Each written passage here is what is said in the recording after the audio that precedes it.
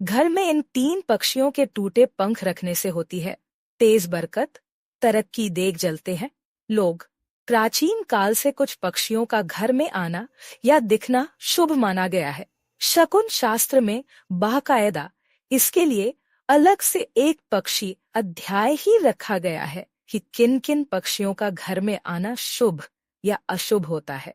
सदियों से लोग यह मानते आए हैं कि घर में कुछ पक्षी विशेष के टूटे हुए पंख को रखने से सफलता के लिए कड़ी मेहनत, सही दिशा में प्रयास और सकारात्मक सोच के विकास को बढ़ावा मिलता है।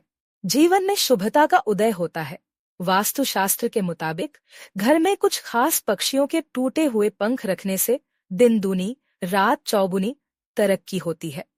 वास्तुशास्त्र और शकुन शास्त्र के आधार पर यहाँ तीन शुभ पक्षियों की चर्चा की गई है जिनके टूटे हुए पंख यदि मिल जाए तो नसीब संवरते देर नहीं लगती है।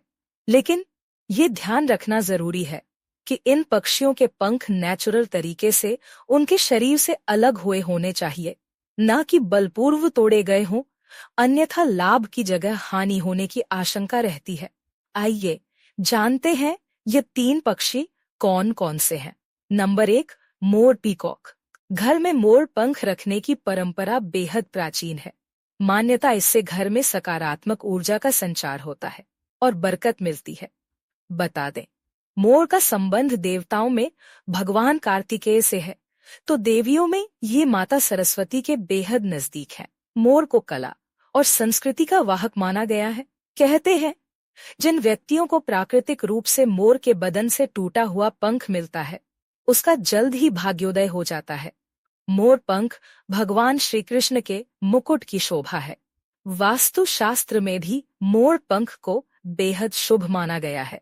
वास्तुशास्त्र के अनुसार मोर पंख को घर में सही दिशा में रखने से नकारात्मक ऊर्जा दूर होती है और सकारात्मक ऊर्जा का संचार होता है। यह घर में शांति और समृद्धि लाने में मदद करता है।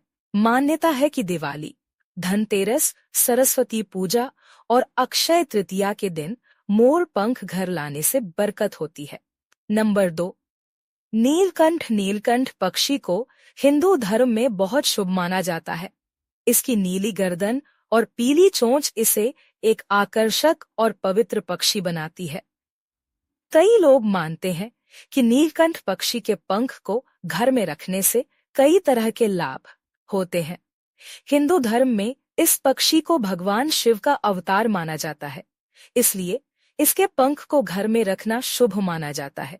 दुनिया की अन्य संस्कृतियों में भी भारतीय नीलकंठ, इंडियन रोलर, को बहुत शुभ माना गया है।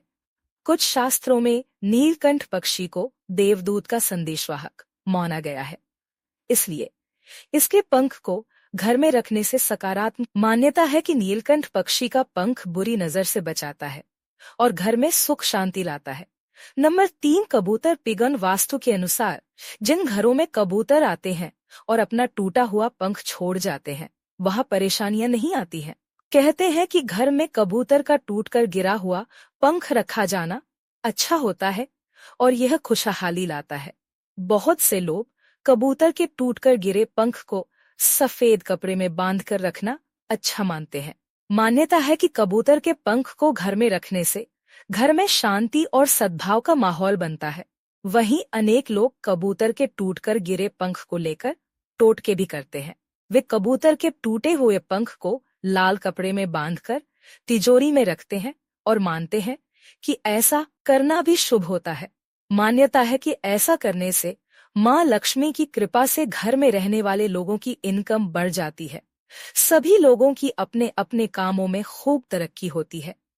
कहते हैं कि इस टोटके से इतनी तरक्की होती है कि पास पड़ोस और मोहल्ले को लग ईर्ष्या में जल उठते हैं।